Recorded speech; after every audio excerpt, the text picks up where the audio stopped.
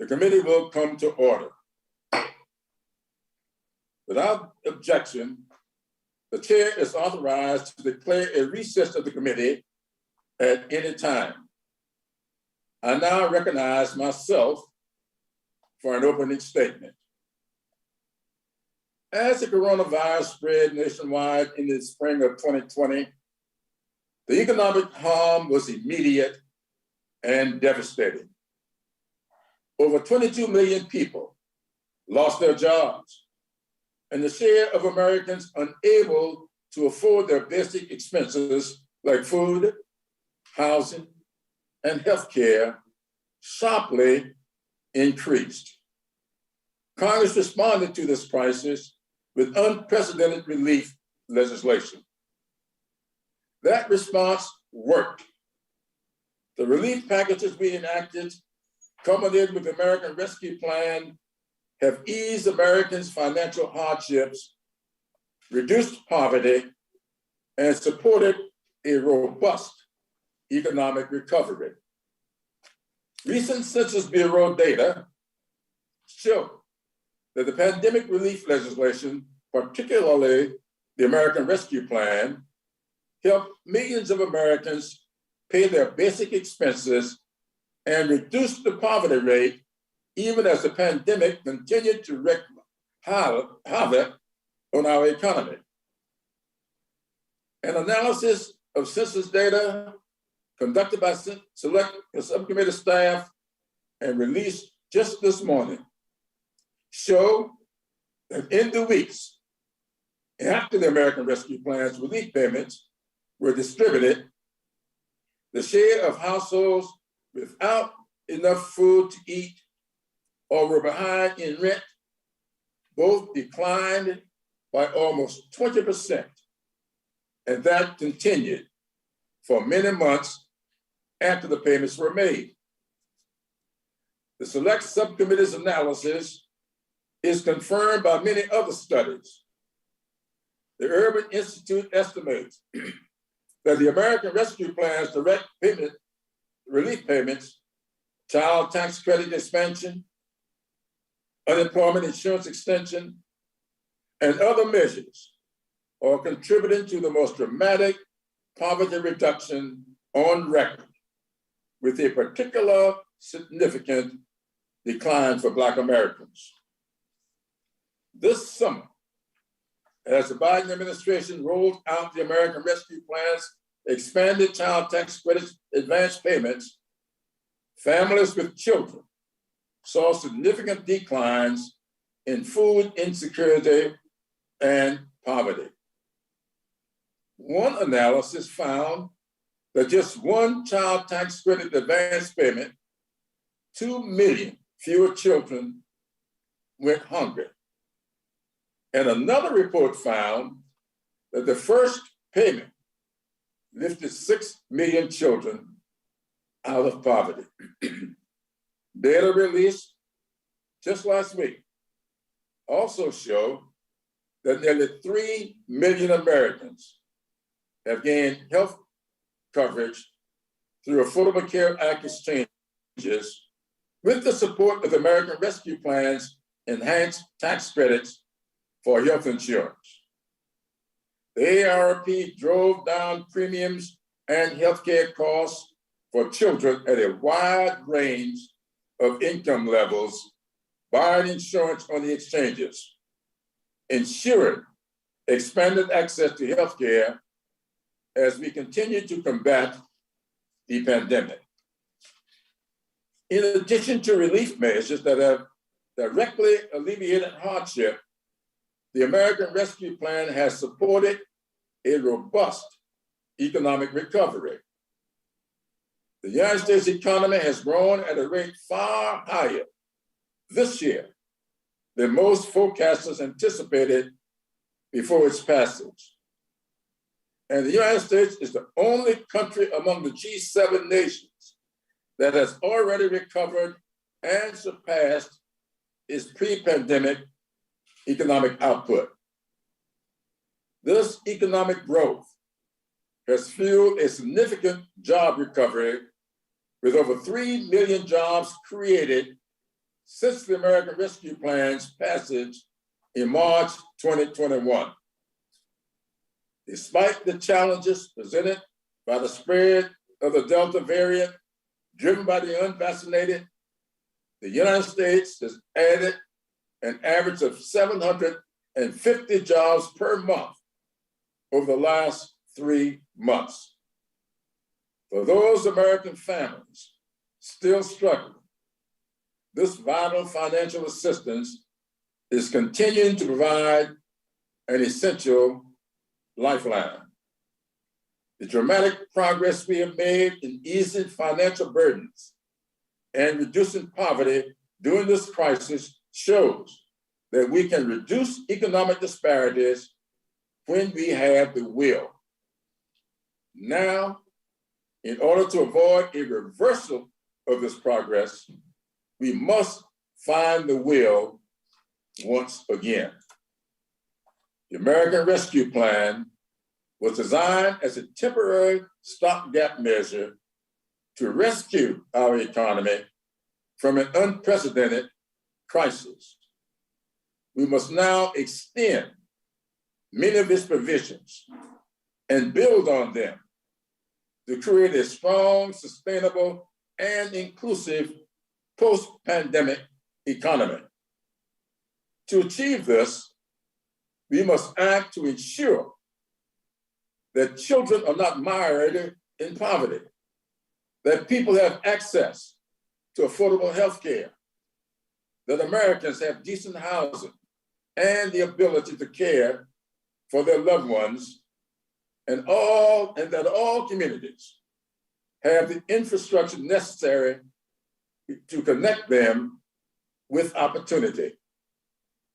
Extending the child tax credit expansion, making health insurance more affordable, closing the Medicaid coverage gap, ensuring paid family and medical leave, and making broadband accessible and affordable are just a few of the steps we must take. They are just a few of the elements of the Build Back Better agenda, which we must enact to build a better future for all Americans. Before I yield to the ranking member, I want to respond to the letter he recently sent to me, renewing his request that Treasury Secretary Yellen testify before the Select Subcommittee. As I responded earlier, I share his desire for a hearing with Secretary Yellen, and my staff has been working diligently with the Treasury Department to schedule it. Given that this is a hearing, the ranking member and I both hope to have, I would suggest that we have direct and private meetings to further discuss our preparations for a meeting with the Secretary. With that, I now yield to the ranking member for his opening statement. Thank you, Mr. Chairman. I look forward to those discussions to follow up and have that hearing with Secretary Yellen. Maybe you and I can have further discussions about having a hearing on the origins of COVID-19, something I'll talk about shortly. But first, Mr. Chairman, to bring us to the subject of today, my colleagues on the other side of the aisle plan to use this hearing as an opportunity to shill their massive spending and tax bill that is moving before Congress. But before we get into that, I want to direct everyone's attention to what is happening with the coronavirus and with the Biden administration, which I thought was supposed to be the purpose of this Select Subcommittee. This virus has killed more than 672,000 Americans. The daily death count under President Biden's watch is now 2,000 Americans a day. Almost 2 years into this pandemic, and things are still this bad. Yet we still haven't had a hearing about where the virus came from. The United States intelligence community has failed to reach a definitive conclusion about whether the coronavirus escaped from a lab in China or got into humans through an infected animal.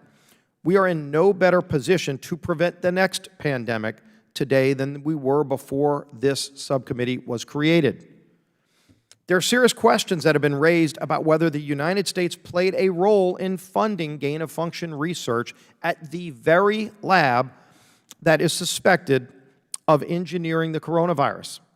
Leaked documents from a FOIA request show that the United States government gave $3.1 million to the health organization EcoHealth Alliance, which funded coronavirus research at the Wuhan Institute of Virology, and that almost $600,000 of that taxpayer money was partially used by the Wuhan lab to find and alter bat coronaviruses that could jump to humans and infect them. Why are we not having a hearing on this? In fact, I was just a few hours ago today in a meeting with the Prime Minister of Australia, and one of the things we talked about was the origins of COVID, and in fact, he, the Prime Minister of Australia, called for an investigation into the origin of this virus over a year ago, Mr. Chairman, over a year ago. Now, he didn't say that he suspected where it started. He said, shouldn't we investigate it? And do you know what happened after that? China actually got into a trade war with Australia over that question, just the question of where it started. Maybe there might be a little guilt on their part that just raising the question of saying, we're going to look into where this disease that killed over 600,000 Americans, millions globally, started from, so we can prevent it from happening again. And as soon as you say that, China engaged in a trade war with Australia. But at least Australia did not back down, Mr. Chairman. Australia wasn't bullied by China. I wonder if anybody who is blocking an investigation into the origins of COVID are more afraid of being bullied by China than they are by getting the facts to how this disease actually started, as 2,000 Americans every single day are dying, and we still haven't had that hearing. We will continue to press for that hearing, Mr. Chairman. American people all across this country want to get those facts, deserve to get those answers. Australia's Prime Minister had the guts to go and ask that question. We ought to as well, and we're going to continue on the Republican side pushing for that very hearing. Another area ripe for oversight is the Biden administration's political interference with the science. That's right. You heard President Biden talking for 2 years about, no, there needs to be no political interference with the science, except now that he's president, we see reports that he may be interfering with the science. This is what we've seen the president do. Well, first, we already know that he went around the science when he catered to union heads to keep kids out of school. The science said keep kids in school, and the Biden administration threw that science out the window to bow to teachers' unions who wanted to keep kids out of school, which is destroying millions of kids. And most recently, the Biden administration prematurely announced that booster shots would be available this week, telling the American people that the vaccines have diminished efficacy over time. Then, 2 career officials that are involved in vaccine review at the FDA left the FDA amid concerns that the Biden White House was pressuring the scientists, pressuring them to recommend boosters before there was any data that backed it up. Now the FDA Advisory Committee says, no, boosters are not broadly necessary yet. Talk about mixed messaging. Talk about the Biden administration interfering with the science. Maybe we should have a hearing on that. Political interference at the FDA, which this certainly looks like, would be incredibly damaging to public confidence in the coronavirus vaccine and every other drug or treatment the FDA approves. That's why Oversight Committee Ranking Member Comer and myself sent a letter to the FDA to investigate this potential interference by the Biden administration with the science. By the way, more than 9 months into President Biden's term as president, and he still hasn't appointed an FDA commissioner. We're in the middle of a pandemic where hundreds of thousands of Americans died. 2,000 Americans a day are dying, and President Biden still to this day, 9 months in, has not appointed a head of the FDA. When you look at the lack of therapeutics, when you look at some of the rudderless ship accusations that are being made at the FDA because they don't have a head yet. The president still hasn't appointed a head of the FDA. Mr. Chairman, maybe we should have a hearing in this committee into why the President of the United States will not appoint someone to head the Food and Drug Administration as we're in the middle of a pandemic. That would be an important hearing to have. Maybe we could jog the president to actually appoint somebody to head the FDA and right this rudderless ship that we still see so many problems coming out of. Just today, the New York Times extensively covered the lack of in-home testing options, the FDA's slow pace in approving testing options, not to mention the slow pace of therapeutics approval. Experts called the process for approvals, quote, onerous and inappropriate. Why don't we have a hearing on that? New York Times said COVID isn't disappearing anytime soon. So long as it continues to circulate and cause both serious illness and anxiety, rapid testing is arguably the only way that society can return to something that resembles normal life. By the way, there's also a migrant crisis at our southern border. Thousands of people are pouring into the country each and every day. We know that many of them are bringing COVID into our country. Our own Border Patrol agents are telling us that. And yet the Biden administration is more concerned with putting masks on 2-year-old children than imposing these kind of restrictions to prevent COVID from coming in to our southern border. Surely these are topics worth looking into. And yet here we are, examining ways to spend more money and further fuel inflation, which we know the spending is directly fueling, and then add mountains more debt to our children. Today's hearing will be used to try to shill this Democrat socialist dream of a bigger welfare state. They want to spend $3.5 trillion to raise taxes so that they can continue spending on all of these wasteful programs. They tout free money. Everybody knows there's no such thing as free money.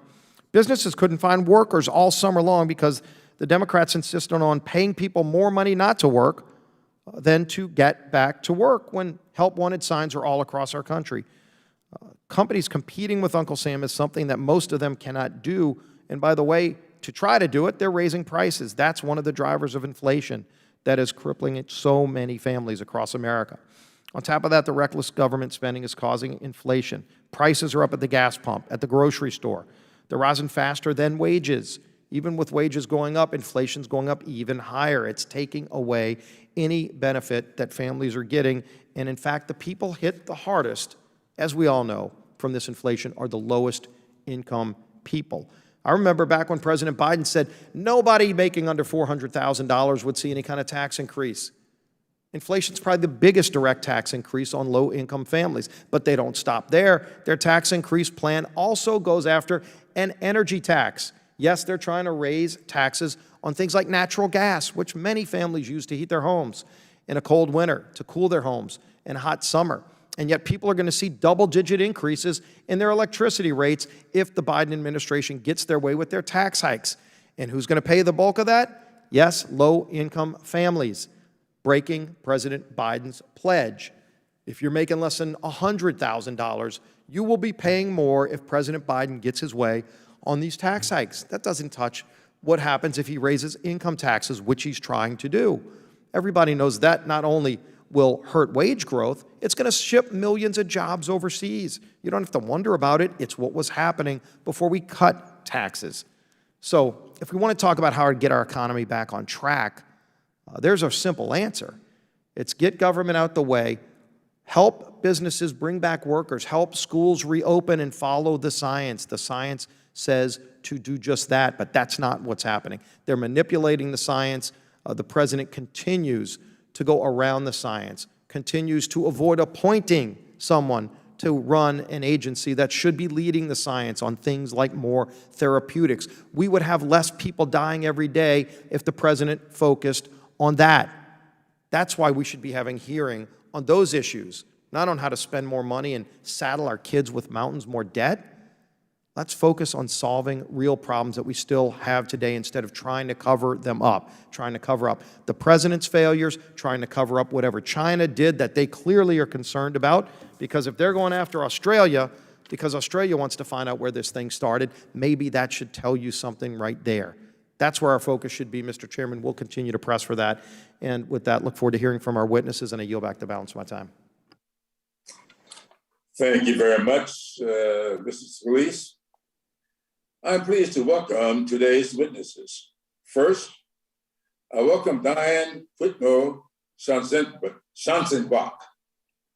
a professor and economist who serves as director at the Institute for Policy Research at Northwestern University.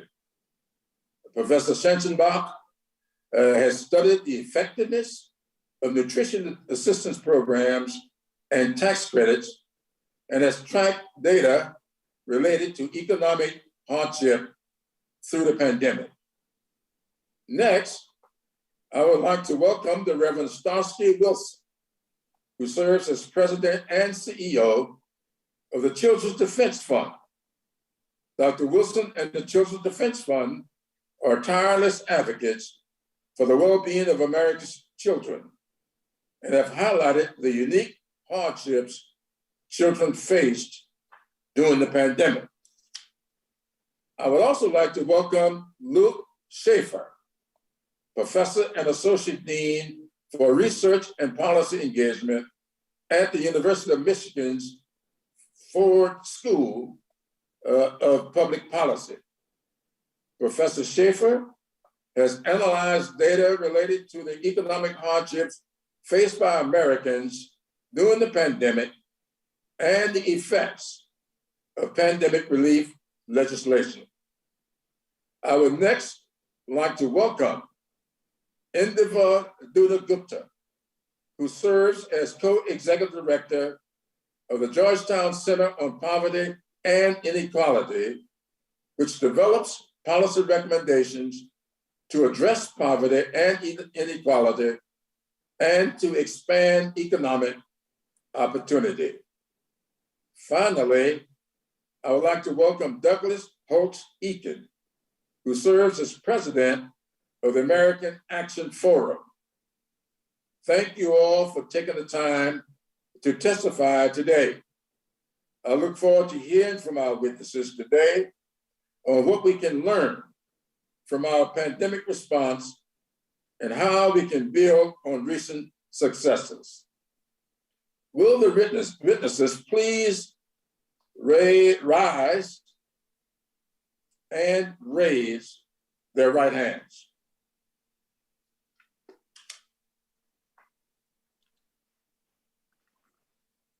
Do you swear or affirm that the testimony you're about to give is the truth, the whole truth, and nothing but the truth, so help you God? You may be seated. Let the record show that the witnesses answered in the affirmative. Without objection, your written statements will be made part of the record. Professor Schanzenbach, you are recognized for 5 minutes for your opening statement. And feel free to let me know whether or not I've butchered your name. It was perfect. So Chairman Clyburn, Ranking Member Scalise, and members of the committee, thank you for the opportunity to appear before you today at this hearing on recognizing and building on the success of pandemic relief programs. My name is Diane Schicksenbach, and I'm an economist and the director of the Institute for Policy Research at Northwestern University. As you know, the COVID-19 pandemic caused tremendous economic disruption with a swift and large decline in employment. This in turn led to purposeful increases in access to and participation in social safety net programs, such as unemployment insurance and SNAP. Both congressional and executive actions have further expanded the generosity of many of these longstanding programs. Other programs were newly conceived during the crisis, such as the new pandemic EBT payments to make up for missed school meals. Researchers have found evidence that these relief programs have been successful in alleviating poverty and economic hardship and sustaining consumption during this time. The official poverty rate in 2020 was 11.4%, up 1 percentage point over 2019. But a drawback of the official poverty measure is that it doesn't take into account many of the government programs designed to assist low-income families. The supplemental poverty measure takes these programs into account and highlights their important roles during the pandemic and recession. After accounting for the safety net response, Poverty rates fell from 11.8% in 2019 down to 9.1% in 2020. This is a tremendous policy success.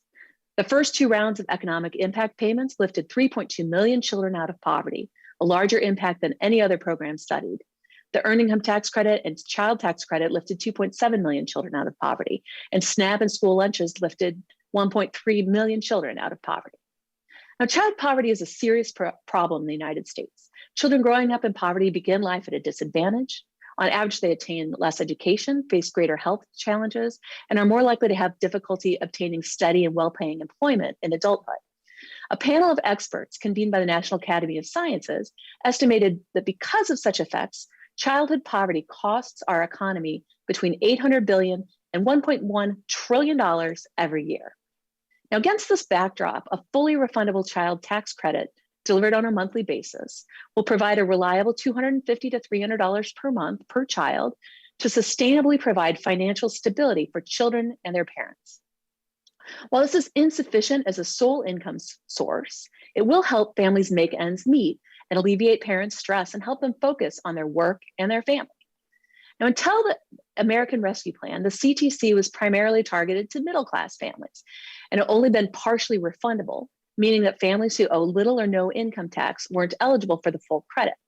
As a result, due to their families' low incomes, 1 in 10 children received no CTC benefits, and 1 in 4 received only a partial amount.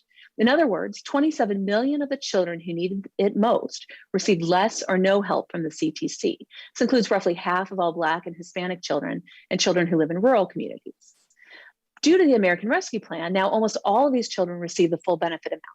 These changes are made permanently. They are projected to cut poverty nearly in half for children. Full refundability will help workers in low-paying sectors who previously only earned enough to claim a partial CTC. These are workers in occupations such as cashiers, nursing home aides, cooks and janitors, salespeople, the essential workers who've been keeping our economy running during this pandemic. The expanded CTC will promote our country's long-term economic prosperity. We have a lot of research on this, showing that reducing child poverty increases education outcomes with fewer school absences, higher test scores, improved graduation rates. It also improves health and reduces crime. Low-income children who benefit from safety net programs during childhood grow up to be more likely to be employed and earn more as adults. And as a result, expanding the CTC will yield a long-term financial payoff for us. In fact, once the full benefits of the CTC are accounted for, the net cost to taxpayers of the expansion seems to be as little as maybe 16 cents for every dollar of new benefits. It's of course important to consider potential impacts of an expanded CTC on parents' incentive to work. Empirical studies suggest that the income provided through the CTC is unlikely to meaningfully reduce parental labor supply. Most parents would continue to work, and few would substantially reduce the number of hours they worked. A permanently expanded CTC would yield tremendous immediate and long-term benefits for children and their families and would be unlikely to meaningfully reduce employment.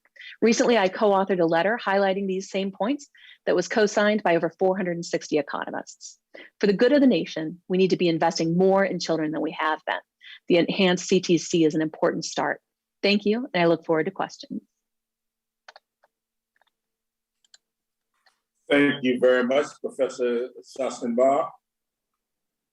Now, before I yield to Dr. Wilson for 5 minutes, let me yield a gavel to Congressman Foster, who I think has already voted on this issue.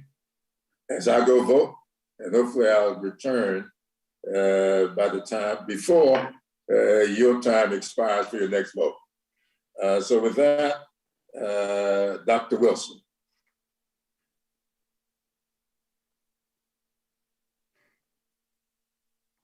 Thank you, Chairman Clyburn. Good afternoon, Ranking Member Scalise, distinguished committee members. Thank you for this invitation to testify on federal efforts to help the 74 million children in America, especially Black and brown children during the pandemic. Let me also thank and acknowledge the other distinguished panelists that are here with us today. I look forward to continuing to learn from each and every one of you. We're grateful for the opportunity to share, and I'm honored to offer testimony on behalf of the Children's Defense Fund and as its president and CEO.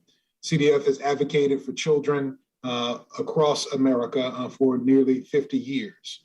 We envision a nation where marginalized children flourish, where leaders prioritize their well-being, and where communities wield the power to ensure they thrive. Clearly, COVID-19 has highlighted and illuminated systemic inequality, structural racism, and disinvestment in our Black, Brown, Indigenous, and immigrant communities that left us unprepared to deal with the national crisis. These families were more likely to lose their jobs, contract the virus, be hospitalized, and die because of COVID-19. And a year and a half later, our communities continue to struggle. New data from the Census Bureau shows that more than 11.6 million children, nearly 1 in 6, lived in poverty in 2020. This represents the first increase in child poverty in many years. Fortunately, expansions to anti-poverty programs made as part of the temporary COVID relief reduced that hardship. Now these measures must be made permanent. The pandemic highlighted the need for guaranteed income for families. The American Rescue Plan included a 1-year expansion of the CTC, which we've heard before, that boosted its value, allowed half to be paid monthly, and extended it to more than 23 million additional very low-income children, predominantly Black and Latinx children. The expanded CTC is projected to lift more than 4 million children out of poverty and begin to close racial income gaps, cutting poverty in half for Black, Hispanic, AAPI children, and by 61% for Indigenous children.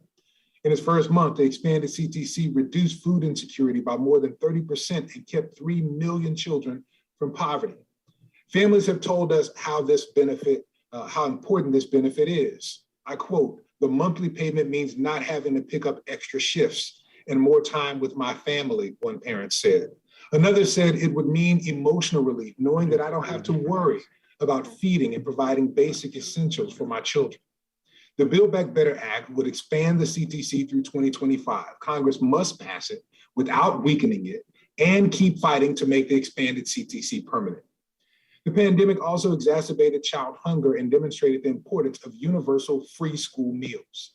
The USDA was given authority to help schools feed children safely and conveniently last year. This allowed schools to serve over 3.2 billion free healthy meals to more than 22 million children, more than half Black and brown children. This authority will expire soon. Congress must extend it to ensure schools have the flexibility they need to keep children fed. Failing to do so could plunge millions of marginalized children back into food insecurity. Long-term, the Build Back Better Act would get us closer to universal school meals, extending them to 9 million more children. This is critical because 10.8 million children, 58% children of color, live in households earning too much to qualify for free meals, but too little to get by. Congress must pass the Build Back Better Act and continue to push for universal free school meals. Finally, we must support the roughly 20,000 children in foster care who are cut off from supports every year when they reach adulthood without a permanent family. When COVID hit, more than half of our foster youth faced food insecurity. 2/3 reported cuts to work hours or lost jobs, and only 37% reported having family to turn to. The Consolidated Appropriations Act of 2021 provided $400 million to help former foster youth get by and gave flexibilities to the child welfare system to care for them. Many of the provisions of the law will expire September 30th, and thousands of youth will be ejected from services, keeping them from poverty and from being unhoused. Congress must pass H.R. 5167 before September 30th to extend these supports so no child will be sent from foster care into homelessness in the streets. Families need support throughout the duration of this crisis and economic downturn to protect children from the harms associated with poverty, hunger, housing insecurity, and furthermore, once the crisis passes, Congress should adopt permanent measures to ensure children and families are always supported. Children, I say as a minister, are a gift from God. They are a treasure to us. I thank you for the opportunity to speak today and look forward to hearing more from the members of the committee and how we will care for this treasure. Thank you, Dr. Wilson. And we will now hear from Professor Shaefer. Professor Shaefer, you're now recognized for 5 minutes.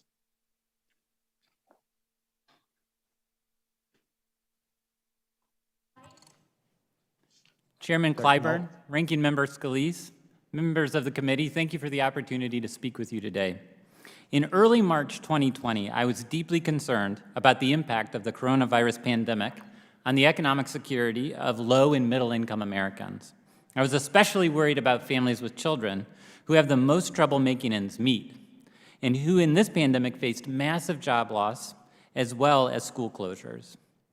Looking back today, there's no question this has been a time of trial for American families. Yet it has also proven to be a time when government worked, when public policy shielded millions of families from economic crisis like we have never done before. The social safety net response ushered in by the bipartisan CARES Act and continued in the December COVID relief bill and the American Rescue Plan is truly historic. A wealth of evidence now shows it has proven incredibly effective. I believe this success is due in large part to the speed and flexibility of a broad-based approach that prioritized putting money in people's pockets through EIPs and expanded unemployment insurance. American households spent this help on food, housing, and other needs. They paid down debt and got themselves on sure financial footing. Much of my research during COVID uses the Household Pulse Survey, which the Census Bureau has fielded since April 2020, to better understand how Americans are dealing with the public health and economic crisis. In a report in summer of 2020, we found that despite historically high unemployment, rates of hardship were stable, and in some cases declining following the rollout of CARES. In line with this month, the USDA reported that annual food insecurity in 2020 did not rise for the population and increased only modestly among households with children. I never could have imagined that would be true when this crisis started. When we updated the Pulse data a few months later, though, we could see that things took a wrong turn in November as infections rose and the economic recovery stalled. Hardship was on the rise. By the end of 2020, I believe we were headed in the wrong direction without further federal action. Then Congress acted twice through the COVID-19 relief bill and the American Rescue Plan, and we could see the impact in the Pulse data clear as day. From December 2020 to April 2021, food insufficiency plummeted by 40%. Financial instability dropped by 45%. And the reports of adverse mental health problems fell 20%. Hardship has inched up in recent months as we get further away from the EIPs, but remains well below levels seen last December. Scores of other studies come to similar conclusions about the success of this unprecedented safety net response. The credit scores of Americans are better now than in 2019. Credit card debt is lower and fewer people are missing payments. Available evidence indicates this is true for Black and Hispanic Americans as well as whites. A study by the Federal Reserve found that more households could cover a $400 emergency expense in July 2020 compared to October 2019.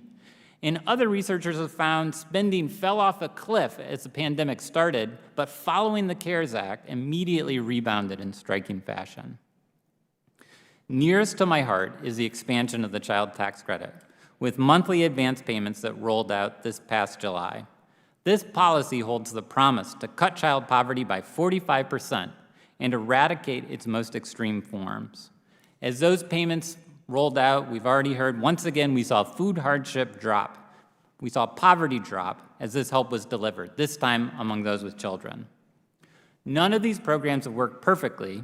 Some have not gotten the help they needed. Yet, while we should always think about how we can do better, I think it is also critical to recognize the successes we've had. This is the best, most successful response to an economic crisis that we have ever mounted, and it's not even close. I hope we can carry the bipartisan blueprint forward. A word of caution, expanded unemployment insurance has expired, and the evidence from states where it's ended early sees no increase in employment, but a definitive rise in hardship. I hope I'm wrong, but I expect the next few months will be harder for many. Most importantly to me, I urge you to make the expansion of the child tax credit permanent. This policy holds the promise to dramatically reduce child poverty, especially among children of color. It recognizes that raising kids is expensive, and society has a reason to come alongside parents in that work. Research indicates that we'll benefit from this investment for years to come. We are at a crossroads, and you have the power to chart a very different path forward. I'm deeply grateful for what you have done for American families so far, and I hope you will take the next step to make a very different future possible. Thank you. Thank you very much, Professor Shaefer. Thank you very much, Congressman Foster, for continuing this process for us. I just cast my vote, and it's still open for you. Thank you. Let us now yield 5 minutes to hear from Dr. Holtz-Eakin. Dr. Eakin, you're recognized for 5 minutes. Thank you, Chairman Clyburn, Ranking Member Scalise, and members of the committee for the privilege of being here today to discuss these issues. I want to make 3 main points, and then I look forward to answering your questions. Point number 1 is that 2020 saw an incredibly effective response to the COVID-19 recession, and it occurred on a bipartisan basis. In 2021, however, we needed to do something different, and we have, but it's not been nearly as well-designed and effective as I would have hoped. And going forward, any growth and anti-poverty strategy should focus very, very strongly on education, educational attainment, building skills, and doing this in the environment of rapid job growth. So let me expand on each of those. The response in 2020 was just terrific. I would concur with Dr. Shaefer in that this is the best response to an economic crisis that we've ever seen. It was timely. The CARES Act passed in March, and the Consolidated Appropriations Act in December were done on a bipartisan basis at times when increases in cases had threatened the progress of the U.S. economy in strong and severe ways. So Congress acted appropriately and quickly. It was done to the appropriate scale. The U.S. economy contracted by 10% in the second quarter of 2020. For perspective, in 1932, the worst year of the Great Depression, the U.S. economy contracted by 12%. So we experienced an extremely severe downturn in the spring of 2020. Congress responded with an extremely strong response in the CARES Act. A 10% of GDP response was necessary, and the Congress delivered it. It was also, by and large, well-designed. There's going to be lots of Monday morning quarterbacking, but on the whole, I thought that the CARES Act targeted funds effectively. There are some design issues with unemployment insurance that certainly are worth meriting discussion, and lending facilities at the Federal Reserve never turned out to be what we had hoped, but I think on the whole, it's very difficult to complain about that. Turning the quarter to 2021, we see something very different. The American Rescue Plan is none of the above. It certainly is very poorly timed. At the time of its passage, the U.S. economy, if you looked at the real-time data, was growing at about a 6.5% rate. There was simply no need for further stimulus. We should have turned the corner toward longer-run planning for economic growth. It was not appropriately scaled. It was much too large. At $1.9 trillion, it was anywhere from 4 to 5 times larger than most estimates of the output gap, the gap between potential to produce and actual GDP in the economy. So it was something that we really didn't need that much of. And it was incredibly poorly designed. It was not targeted on COVID-19. In some cases with bailouts of multi-employer pension plans, it wasn't targeted on anything in the near-term radar screen at all. And so it flunks those tests of being appropriate in design and scale and timeliness. And the results were undesirable. It didn't move the needle on growth at all. We grew in the second quarter at roughly the same rate we grew in the first quarter, but it did move the needle on inflation. First, asset price inflation. We saw sharp rises in cryptocurrencies, equities, home values, and then translated into consumer prices where over the first half of 2021, the food, energy, and shelter components of CPI rose at a 10% annual rate, not something that's terribly desirable. The next in line is the Build Back Better Act. This is something that is not a pro-growth proposal. In research that we commissioned at the American Action Forum, we took a serious look using a model just like the Joint Committees at what happens if you raise taxes of that type, spend it exclusively on productive infrastructure and R&D, and the answer is you get negative economic growth. The actual Build Back Better Act does not exclusively target productive investments. Instead, it has a large amount of expansion in the social safety net, and it is not fully paid for and will increase the structural deficit for years to come. That combination makes it an undesirable platform for stronger long-run growth and anti-poverty efforts. And in closing, I would say that the most important thing to remember about poverty is it shouldn't be defined as the absence of material well-being. It should be defined as the inability to be economically self-sufficient, and we need to focus our efforts on generating economic self-sufficiency, providing people with education, skills, and having them deploy those skills in a rapidly growing economy with lots of job openings. So I thank you for the chance to be here, and I look forward to your questions. Dr. Holtz-Eakin. Finally, we will hear from Mr. Dutta-Gupta. Thank you, Chairman Clyburn and Ranking Member Scalise and members of the subcommittee. My name is Dutta-Gupta, and I'm co-executive director of the Georgetown Center on Poverty and Inequality. I'm honored to be here before this subcommittee to discuss the historic relief measures put in place in the COVID-19 pandemic and the importance of permanent improvements to our social protection system. The policies we're discussing, from the Earned Income Tax Credit and Child Tax Credit to unemployment assistance and caregiving supports, are central to building an equitable and prosperous nation. Earlier this year, policymakers enacted the American Rescue Plan, one of the largest stimulus plans in our nation's history. That plan wasn't perfect, but it built off of 3 previous bipartisan relief measures to significantly mitigate poverty and hardship.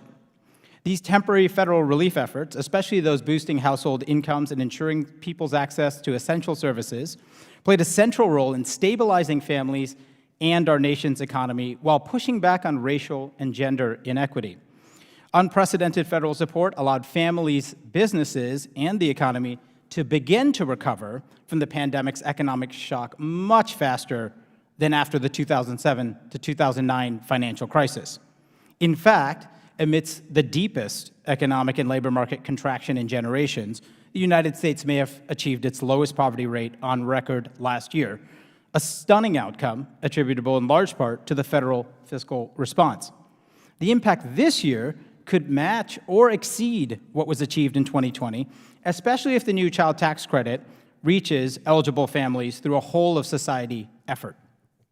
Now, unquestionably, federal relief measures have been substantial, but a response of such a scale was made necessary in part by the twin challenges of extreme pre-existing inequality and an unusually weak baseline of support for struggling families in this country. Entering the pandemic, our economy was characterized by enormous income and wealth disparities and widespread racial and gender gaps in education, housing, the labor market, and beyond. At the same time, the United States social protection system lacked key provisions and investments. Unlike other wealthy nations, we had no national paid family and medical leave program, no sick leave guarantee, no child allowance or robust cash assistance, no unemployment assistance for new job seekers or returning workers, and no health coverage guarantee. And despite federal relief measures, our economic recovery has slowed. As of last month, we are 5.3 million jobs below pre-pandemic levels and up to 9 million jobs short of pre-pandemic trends. So to ensure that our post-pandemic economy is stronger than our pre-pandemic one, we'll need ongoing investments that ensure an equitable distribution of opportunity and resources to combat the systemic inequities that hinder our economic prosperity. Rebuilding our government through permanent structural federal policy changes can prevent an uneven recovery where the wealthy are back to a pre-pandemic normal and everyone else feels the economic aftershocks of the recession for several years, as happened after 2009. Policies in the Build Back Better proposals, with some crucial additions, would provide needed investment to help families hit hardest by the pandemic recover and reduce poverty and hardship for generations to come. In particular, our social protection system could be strengthened further by making permanent expansions of the child tax credit and earned income tax credit, closing Medicaid health coverage gaps, fully funding housing assistance, establishing a comprehensive national paid family and medical leave program, transforming early childhood education and long-term care, modernizing unemployment assistance, establishing a large-scale national subsidized jobs funding stream, and ensuring that immigrant and mixed status families are eligible for and access federal support. A well-functioning economy ensures widespread economic prosperity and ensures that all of us, not just the wealthy and well-connected, are prepared for and supported to withstand crises. The next crisis may not be national or a pandemic, but it will come. Returning to our pre-pandemic social policies exposes Americans' livelihoods to needless risks in the face of climate, economic, public health, national security, and other threats. We have a chance to learn from, improve upon, and extend our remarkable successes responding to the financial insecurity families face during this pandemic. The combination of the bipartisan infrastructure package and reconciliation bill moving through Congress could offer American families and the American economy transformational benefits, including by increasing labor supply, meeting our national caregiving needs, and raising productivity. The revenues dedicated to paying for some of these investments could push back against concentrated private wealth and power, reduce inflation, and level the playing field for small businesses and working and middle-class American families. Now is the time for policymakers to build upon our extraordinary pandemic relief measures and make structural changes that protect all American families and our economy against future threats. Thank you. Thank you very much, Mr. Dutta-Gupta. Thanks to all of you for your testimony here today. And I want to now begin the questions. Now, each member will have 5 minutes for questions, and I now recognize myself for 5 minutes. Now, I want to really address a question to Dr. Holtz-Eakin. Dr. Holtz-Eakin, I represent a congressional district in South Carolina. I've studied history pretty much all of my life. I know a whole lot about what happened after the Great Depression. And it seems as if you only measure progress by how much the economy grows. I know how the pockets of poverty that I now represent, how they were created.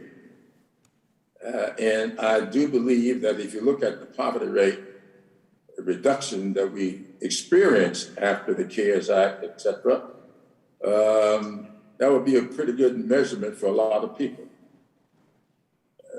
But what I want to know is, you think that the only success programs can have is if the economy grows without regards to everybody being brought along with it? I'm at a loss as to how you measure success. Can you explain a little bit to me what you would do about all those people that were left behind back in the 30s, and that if we're not careful and will not sustain what we've done, as we've done with the Rescue Act, why do you think that would be a failure?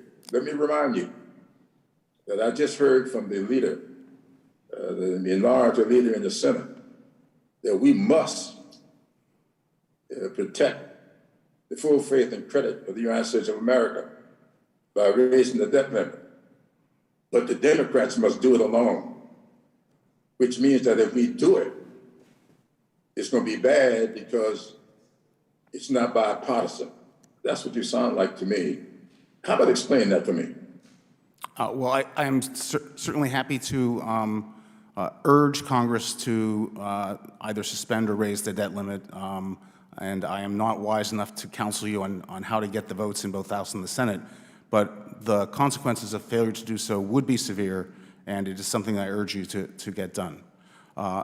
As for the first part of the question, let me say a couple things. One, there is no single measure of success, and you're right about that. And it's certainly not the case that simply having growth in aggregate GDP guarantees broad well-being. I concur with that. It seems to me that in this moment, the important thing to do in 2020 was to address the root causes of the pandemic recession, which, as I mentioned in my opening remarks, was very swift and very severe. Those root causes are different than any other recession the United States has ever had. If you look at the data, income grew in 2020, and so did wealth.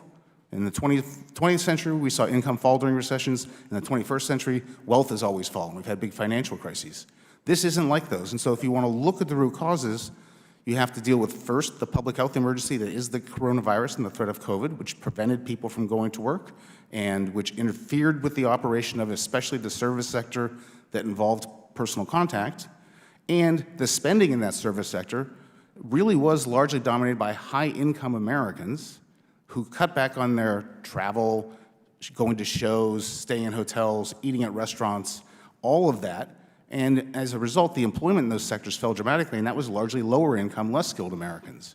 And so an effective response in 2020 got people who weren't going to be helped by a check, who didn't need anything in the way of the elaborate plan programs that were in the CARES Act, but really were afraid of the public health threats. And so deal with that. I think that, as I said in my opening remarks, the Congress on a bipartisan basis did a tremendous job in 2020, but that's not the job in 2021. 2021 is about how do you take those areas which have chronic poverty, those areas which do not experience rapid economic growth, and have them improve over the long term. And there, I think the data are quite clear. The dividing line between poverty and non-poverty in the United States is work, and having people have the capability, the education and skills to work, and an economy growing rapidly enough to have a job to give them the opportunity to work is the recipe we need to focus on. Well, I appreciate that, but let me say this. I think that the income and wealth gap grew. You're telling me that income grew and wealth grew. Why then do we have an increase in the income and wealth gap? The other unique feature of this recession is that it did not hit the economy in equal fashion. It hit it very unequally. If you were a person like myself, your recession was probably over by August of 2020, but it was a prolonged period of unemployment for less skilled, less experienced workers, and those especially concentrated in the personal service sector, leisure and hospitality being the poster child for prolonged downturns. So this recession is all about inequality. It hit the economy very unequally, and that needed to be thought about in the response, and I think it was to a great extent.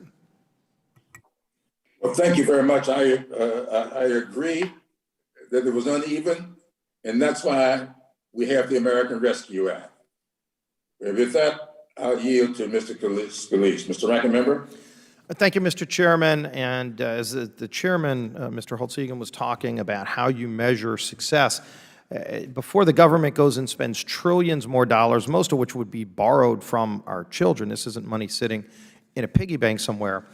This is money that doesn't yet exist, and some of it would be raised in new taxes, which would hit low-income families the hardest. Some of it would just be borrowed, and borrowed from kids. I know the term generous was being used earlier, as if you're being generous if you're, just spending money wildly.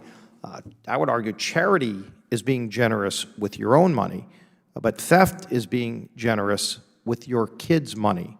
And that's the real concern here. But before we talk about how much new money they're trying to spend, why don't we look at what actually did help improve success for families, especially low-income families. I know you're very familiar with the Tax Cuts and Jobs Act. When we actually cut taxes, lowered our rates to make our country competitive, we brought millions of jobs back to our country. But if you look at what happened, the unemployment rate reached a generational low, with record low unemployment rate for women, for people of color, for workers without a high school degree. The economy gained nearly 5 million jobs before the pandemic. You saw businesses starting to reinvest again, making businesses and workers more productive while boosting worker wages. That's where we saw a real success. Workers' net worth soared during that period when we cut taxes prior to the pandemic. Low and middle income families, by the way, saw the largest gains in wealth growth in 2018 and 2019, and that's according to the Federal Reserve. Low-income families saw their net worth increase 37%. So the lowest income families benefited the most by cutting taxes, making our economy productive again.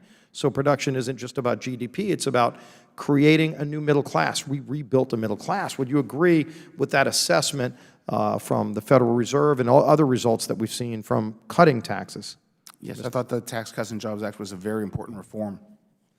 And if you look at what this proposal is we're seeing moving before the House right now, to go the other direction, to raise taxes. And again, the president's out there promising if you make less than $400,000, you won't see a dime in new taxes.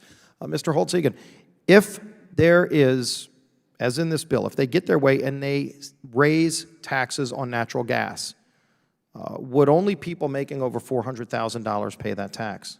No. Who would probably be hit the hardest from that kind of tax increase? That's going to hit families with small budgets who spend a bigger fraction of their budget on those core necessities. Wow, and if you listen to people up here, they're acting as if, don't worry, it's just those millionaires and those billionaires, as if this is going to be shielded, as if no jobs are going to go to China. As you just said, as anybody with common sense says, if you raise taxes on things like natural gas, everybody pays it. In fact, hospitals pay it. Would not healthcare costs go up if hospitals are paying a 14% increase on their electric bills? Certainly, core cost structures would go up across the economy. You can't separate one group of people from the operation of the entire economy. That's one of the basic lessons of economics. Yeah, and in fact, if you look at President Biden's promises, they all said, don't worry, you're not going to see a tax increase if you make under $400,000. Don't worry, your health care costs won't go up. All that's broken if they get their way and they pass this bill to raise taxes. And raise it, by the way, trillions of dollars. Let me ask you, right now when you look at the unemployment rate, you look at the job openings, have you seen numbers that I've seen that show that there are more job openings today than there are people looking for work? Yeah, there are roughly 8 million, a little above, unemployed people and about 10.5 million job openings in the U.S. And would that be one of the drivers of inflation that you're seeing right now? The driver of inflation is we've got big supply constraints because we're not getting people back to work, and we pumped $1.9 trillion into an economy that already had loose monetary and fiscal policy, and inflation is the inevitable result. And inflation is probably one of the biggest problems I hear about from families, especially low-income families. They're the ones who were hit the hardest by all this inflation driven by President Biden's spending. But let me ask you this, because President Biden's director of the National Economic Council just recently said, his name's Brian Deese, and he said that if Americans don't buy meat, they won't feel inflation. I'm not sure what world he lives in, but I mean, if this is one of the top advisors to the President of the United States, it's no wonder why their economy is in disarray, why inflation continues to soar. Do you agree with Brian Deese? In progress. Do you agree with Brian Deese, the President's director of National Economic Council, that if Americans don't buy meat, they won't feel inflation? I do not agree. That's a ridiculous statement. Maybe we could have him in for a hearing as a witness to explain how he can be so out of touch with what most American families are facing: higher inflation, higher costs, lower wages when you factor all that in, and then that's before they raise trillions in new taxes, plus trillions in additional debt, borrowed money from our children. Let's stop this madness. Let's get things back to where they were when it was going well with a lower tax rate. With that, I yield back the balance of my time. Thank you very much, Mr. Ranking Member. I am now going to yield 5 minutes to Ms. Maloney. Is Ms. Maloney with us? I'll now give 5 minutes to Mr. Foster. Oh, thank you, Mr. Chair. Am I audible and visible here? Yes, sir. Okay. One of the key parts of our fiscal response to this crisis were the direct cash payments, which went to over 160 million households, which allowed Americans the flexibility and the freedom to prioritize their family's core needs during a pandemic, and had a wide range of impacts. Through a series of relief bills, American families making less than $150,000 per year received economic impact payments of up to $1,200 per adult and $500 per child, and a second round of payments of up to $600 per individual. And under the American Rescue Plan, a third round of $1,400 per individual. Professor Shaefer, you published some striking data on material hardship during this pandemic. Your analysis shows the importance of the relief that we distributed and how important it was to the American people through the CARES Act and last year's appropriations bill and in the American Rescue Plan.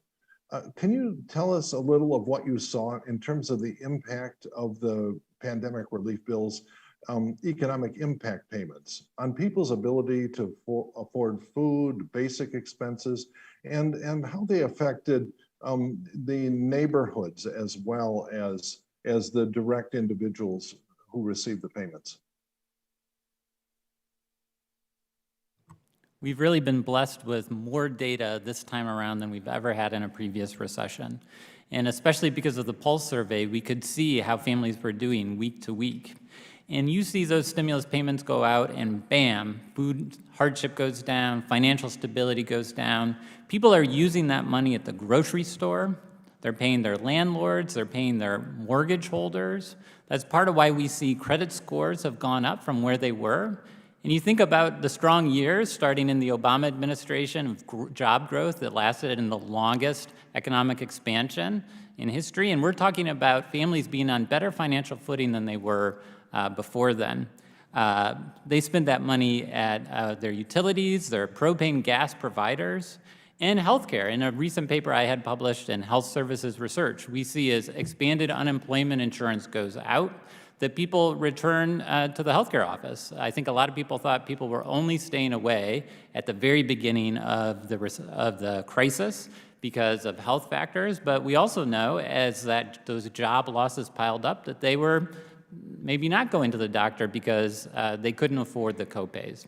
So it's really quite striking, I think, that all of the witnesses say, especially this framework with those stimulus economic impact payments, expanded unemployment insurance last year, that really created a framework that we need to take into the next recession, I think beyond more broadly, because I, for one, would take this recovery over any past that we've ever had 8 days of the week. Yeah, and I think you're right about the data that we're going to get from this. I mean, there's going to be just it's a rich trove of data for economists and behavioral economists. Because I think there are a lot of myths out there about people who receive direct payments will just sit around on the couch playing video games and waste the money. Or what are the factors that you think made these payments so effective? And what could we do, if immediacy was important, what can we do to improve that? Or other factors that you can tease out of the data so far?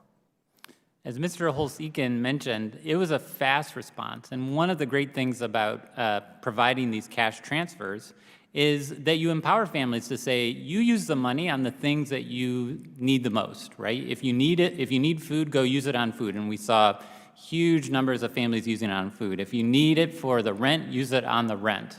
So there's an empowerment factor, but there's also this flexibility, there's this, there's a libertarian argument here too, that providing those cash transfers means we can cut through the red tape. We don't have to figure out how to means test it by making a broader group of the population eligible. We don't have to spend so much of government resources finding out, are you above or below some sort of line? And I think we can argue where the upper bound should be.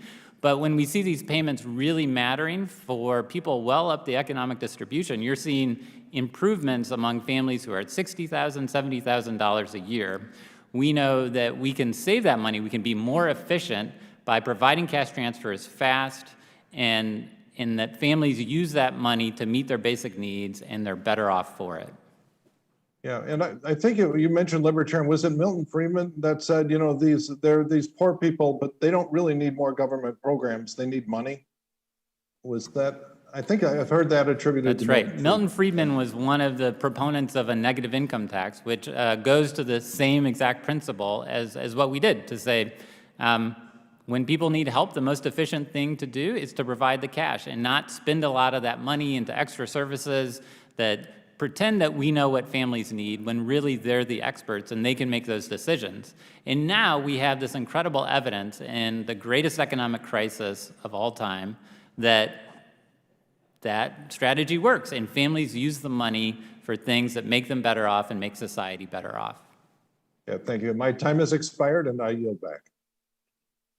Thank you very much, Mr. Foster. Thank you so much. I've got to go vote, so I'm going to yield the gavel to you once again, as I recognize Ms. Maloney for 5 minutes. Thank you very much, Mr. Chairman.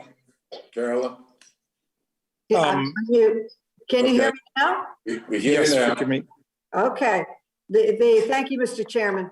The pandemic has underscored the importance of allowing workers in the United States to take time off from work if they get sick or need to take care of a loved one. Early in this pandemic, Congress required many large employers to provide paid sick leave to help slow the spread of the coronavirus and support workers who got sick. In the American Rescue Plan, Congress extended tax credits to small and mid-sized businesses that gave workers paid sick leave. Mr. Dutta-Gupta, we'll start with you. In your opinion, have the paid sick leave provisions in the American Rescue Plan slowed the spread of the coronavirus? Thank you, Congresswoman Maloney. That's a terrific question.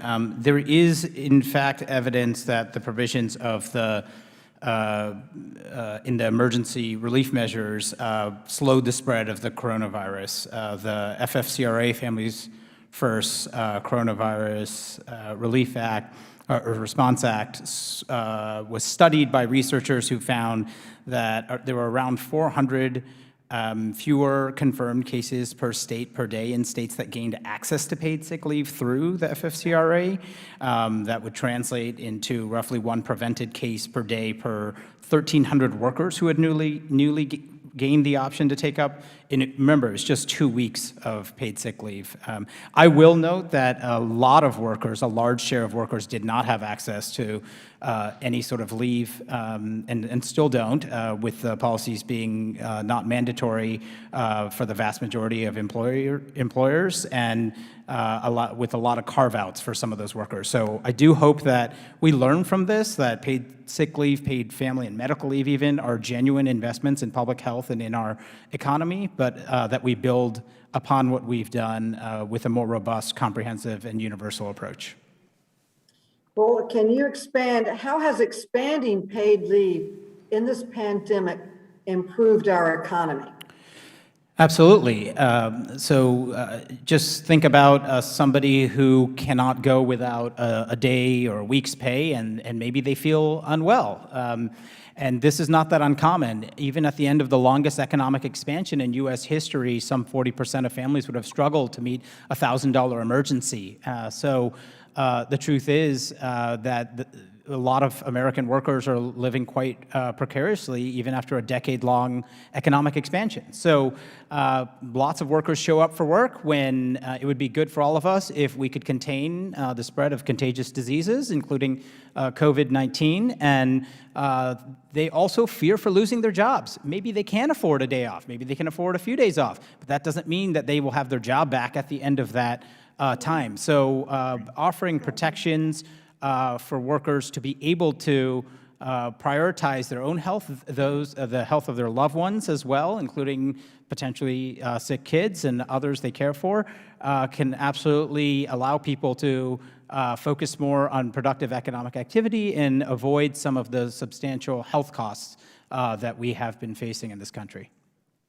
Thank you. The pandemic has highlighted many inequities in our society. Low income and essential workers, communities of color, and vulnerable people have disproportionately been impacted by both the health and economic harms from the pandemic. Yet low wage workers and parents of color are less likely to have paid sick leave and family leave.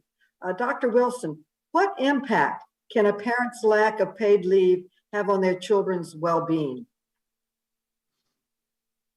Thank you very much for the thoughtful question.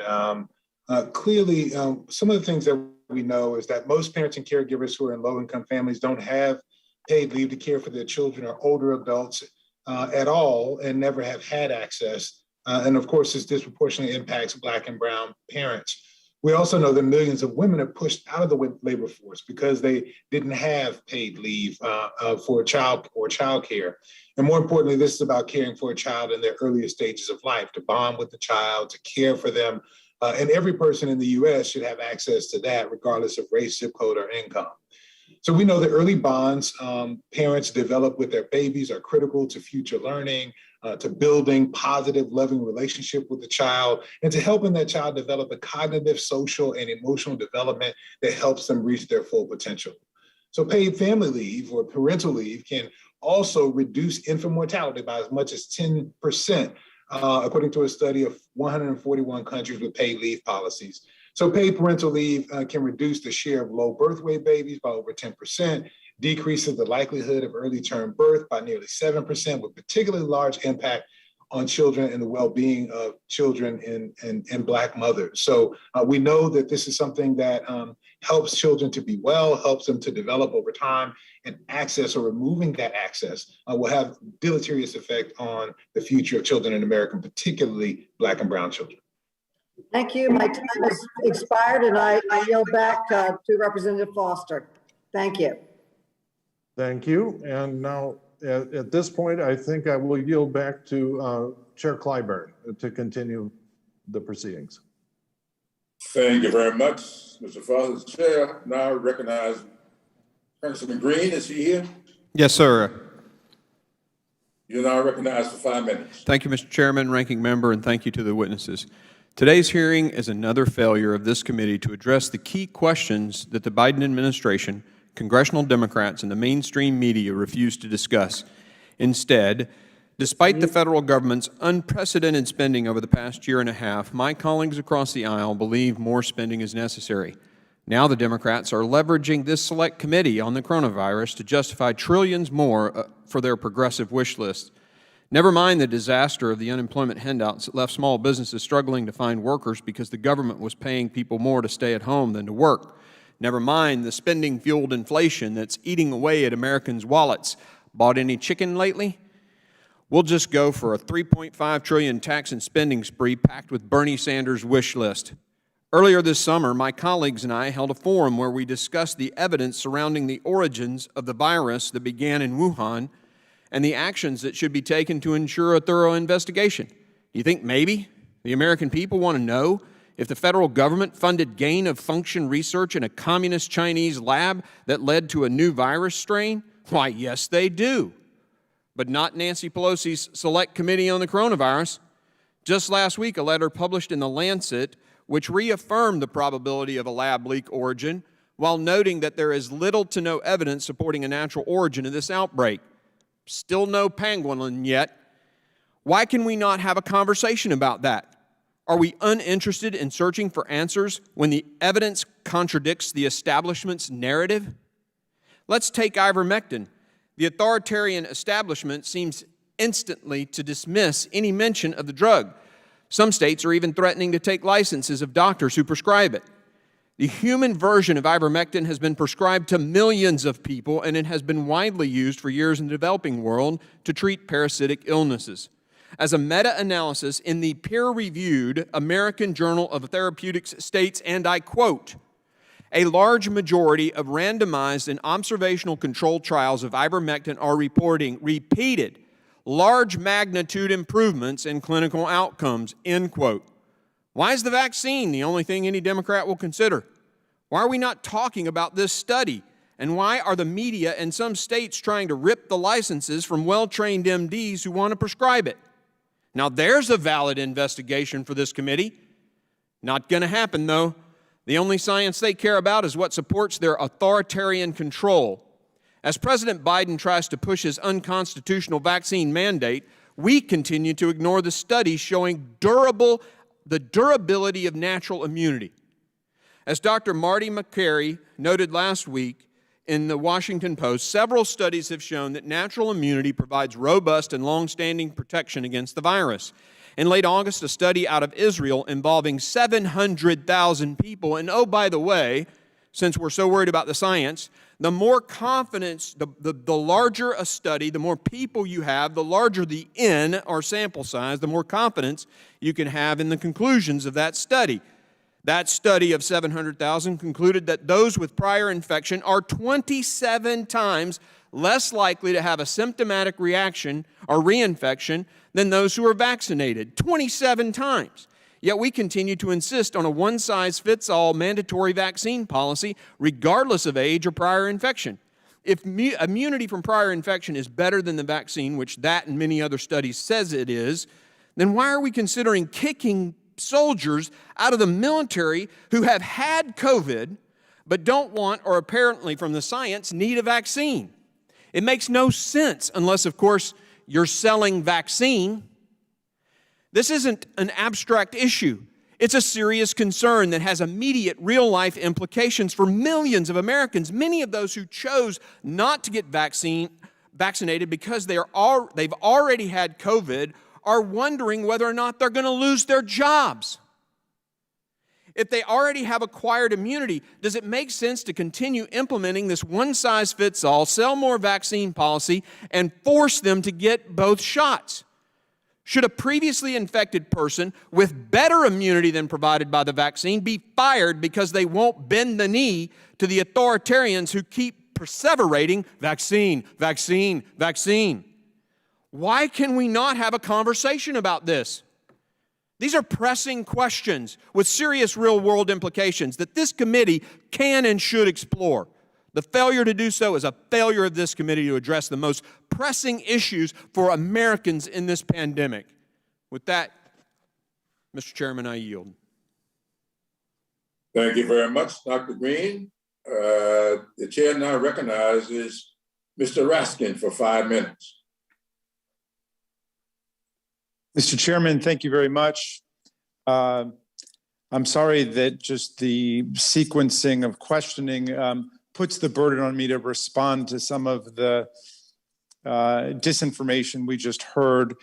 There's a report out today which shows that the 10 states with the lowest vaccination rate now have an infection rate 4 times higher than the rest of the country, and it stands to reason.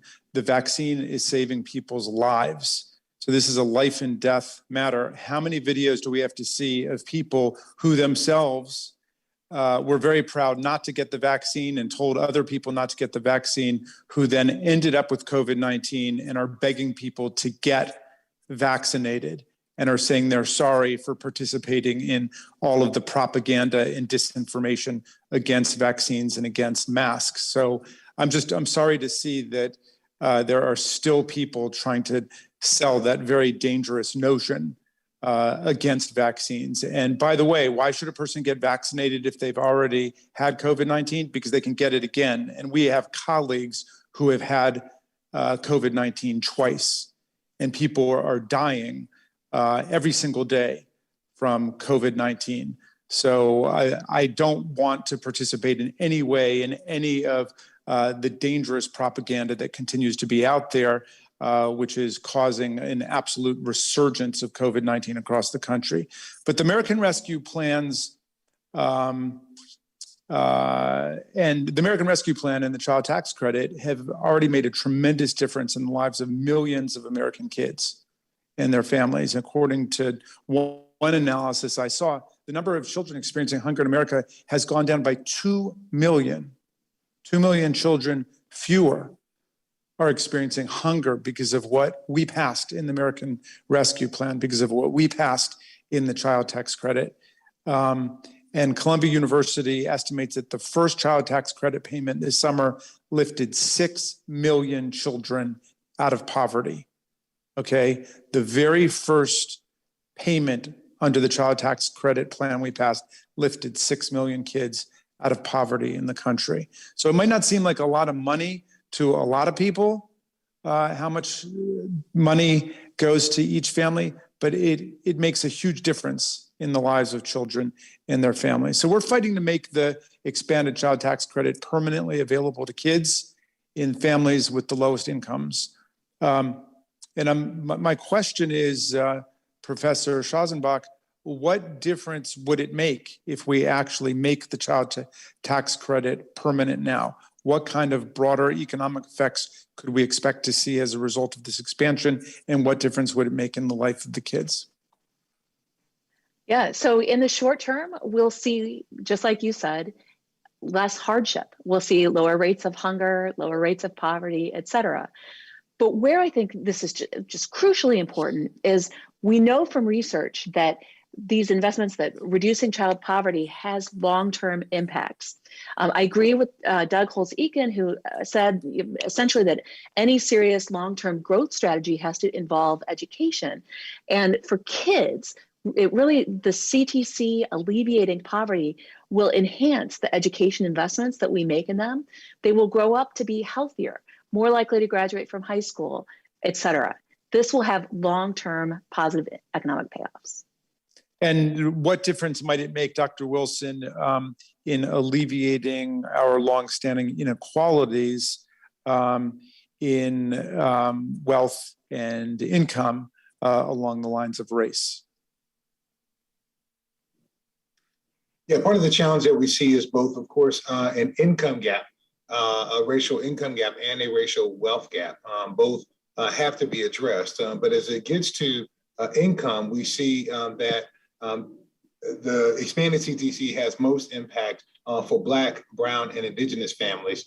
As we think about this, we're talking about cutting child poverty in half for Black families, 52% for Black families, 45% for Hispanic families, 65% for Indigenous children, as we talk about the impact. So you're having a disparate impact because you're investing in a place where people are more likely to find themselves in poverty. So, but for poor children of all racial backgrounds and ethnic backgrounds, lifting them up in this way profoundly alters their life chances and their opportunities for success in life, right?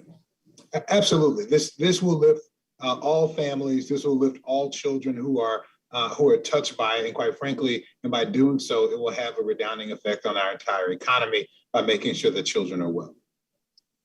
Okay, well, thank you, Mr. Chairman. I yield back to you, and thank you for continuing to promote science and the prosperity and health of our people. Thank you very much, Mr. Raskin. The chair now recognizes Mr. Jordan for 5 minutes. Thank you, Mr. Chairman. I just would start with, I thought it was amusing to hear Mr. Raskin critique Dr. Green's statement. I mean, this is the state of where we are today in America, where the lawyer critiques the doctor of medicine about natural immunity. I found that, you'd laugh if it wasn't so serious. Mr. Holtz-Eakin, is the Democrats' economic plan working?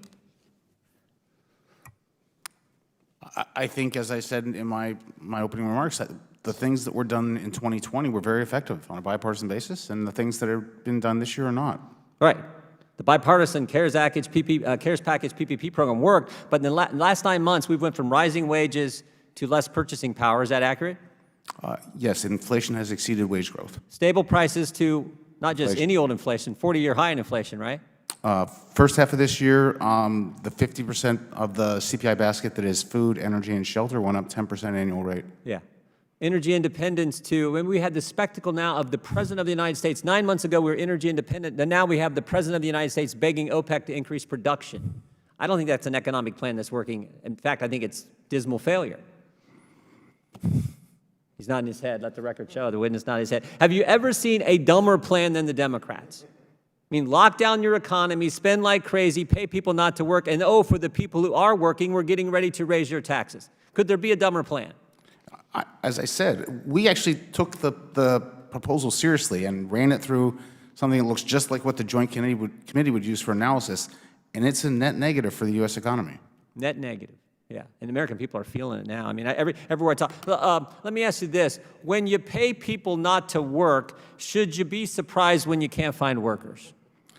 No one should be surprised about what's going on. Now that the benefits expired, it'll be a very different story, and we'll see it first in the October jobs report that gives us the September numbers. But, we know from decades of research that if you raise the replacement rate, the fraction of your wages that gets replaced by UI, spells of unemployment are longer, and in the aggregate, unemployment is higher. That's well established.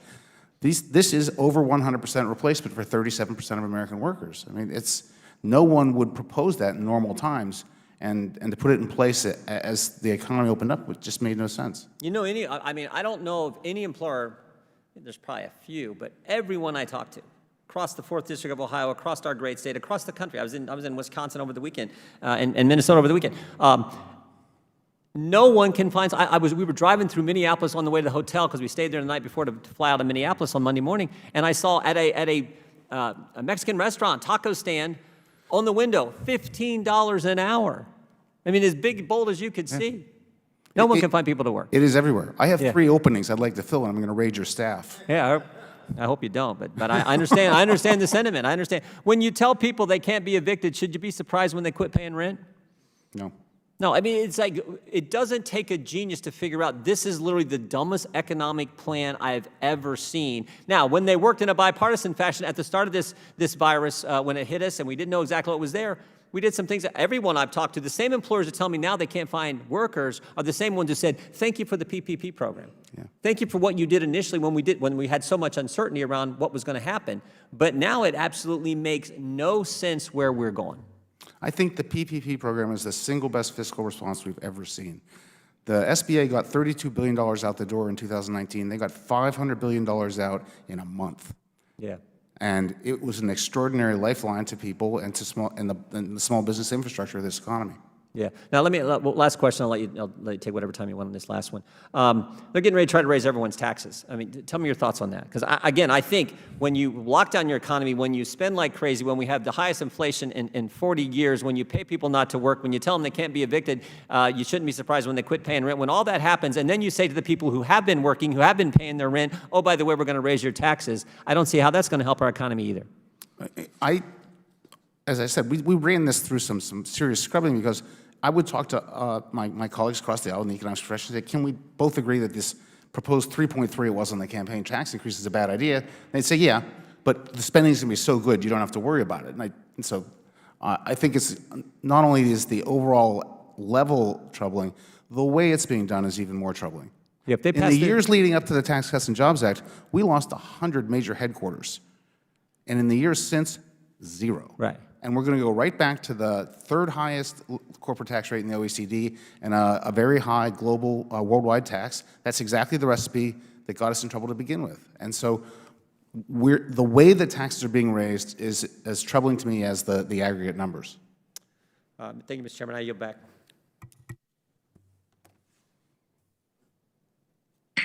Thank you. I'm tempted to use some privilege here as chairman, but I'm going to refrain from doing that. And I now recognize for 5 minutes Mr. Crystal Moffitt. Thank you, Mr. Chairman. I appreciate the time. Dr. Holtz-Eakin, I just have a couple questions for you. You know, the expanded child tax credit results recently came out in terms of how the money has been utilized by families receiving the child tax credit. Do you dispute that for households earning less than $25,000, the first payments were spent on food? I'm not an expert on those studies, so I have no reason to dispute them. I'd be happy to study them. Or not? I don't know those studies. I'd be happy to look at them. It sounds like you don't dispute it. Do you dispute that it was 52% of households used the money for utilities? As I said, I haven't read the studies, so I can't dispute or agree with it. It makes sense to me, but I don't know. It's just a yes or no question. It sounds like you can't dispute it, and that's what I'm asking you. Can you dispute it? Do you have? I have any no evidence interest in to the disputing contrary right now? If you want to know my reservations with the child tax credit, it's that we aren't focusing it I didn't ask exclusively on about poor your people. reservations. I just asked you, do you dispute the evidence or not? There is the child tax credit has allowed households earning less than $25,000. 41% of them are using it on clothing for their family. Do you dispute that? Do you have any evidence that you can point to right now? I have no. Pointing to the contrary. The answer was no.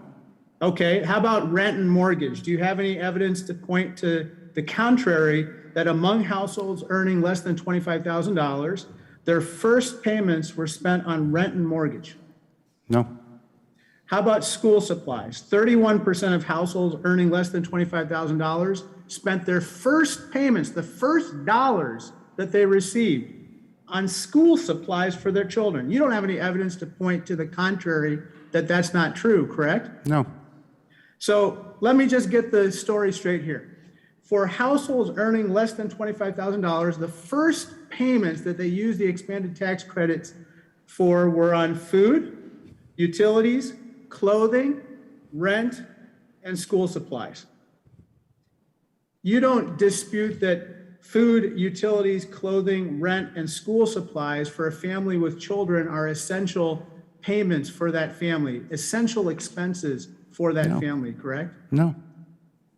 Now, sir, let me just point you to some of your previous statements about the expanded child tax credit. One of the criticisms you have, and you can please correct me if I'm wrong on this, but I'm paraphrasing, is that you feel that it's a disincentive to work, correct? No, there's no incentive to work. I didn't say it was a disincentive. It's not tied to work. So I just want to get you on the record very clearly. You are not saying that it is a disincentive to work. You're just saying there's no incentive to work, correct? Correct. Okay. Let me just ask you this. If you are a single mom with children and you want to go to work, but childcare is extremely expensive, and you were to use the expanded child tax credit to help pay for that childcare so you can go to work, in that instance, the expanded child tax credit would allow the woman or the mom to re-enter the workforce, correct? In that instance, yeah. And let me just ask you this. You don't dispute that only 57% of women are currently participating in the labor workforce, correct? Oh, no, we have very low labor force participation. Especially among women. Women have dropped out of the workforce in droves, mainly to take care of their children and their elders, who unfortunately may have been afflicted by coronavirus or because the schools were closed, right? We've seen declines in both male and female labor force participation. I think both are troubling.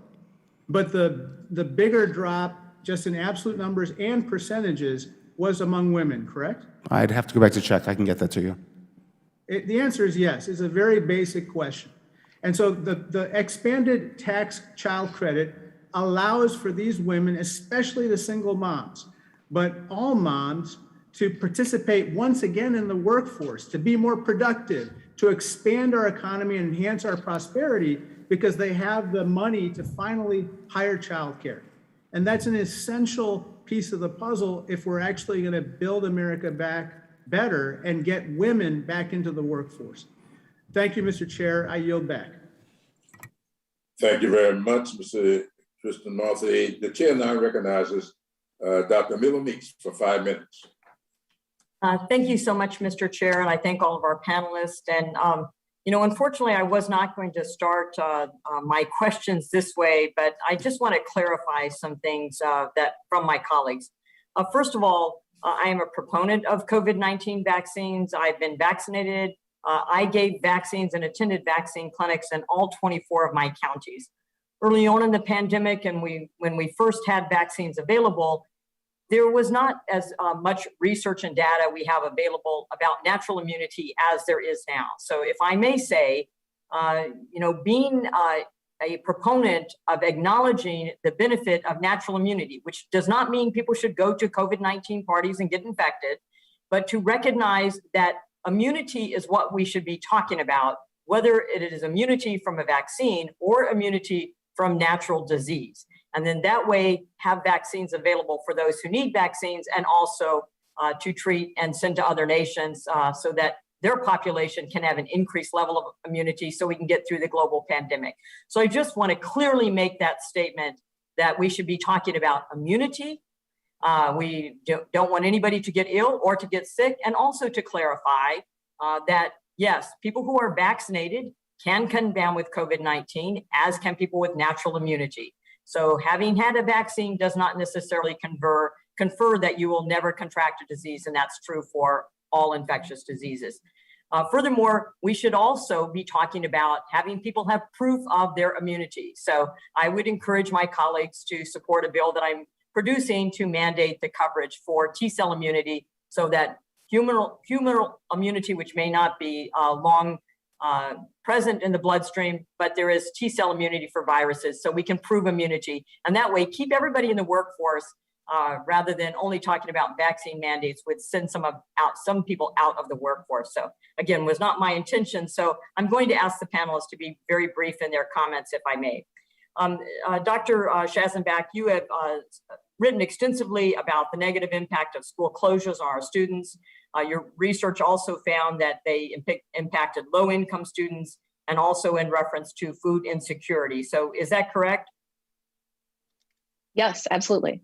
And We've you really also hurt our mentioned- children. Yeah, and you also mentioned that during these school closures, there was less access to school lunch programs or other food programs that the school may have. And so that too led to a negative impact, especially in our low income and minority students. Yes. Yeah, and that also related to a slight decrease in the level of poverty in our students.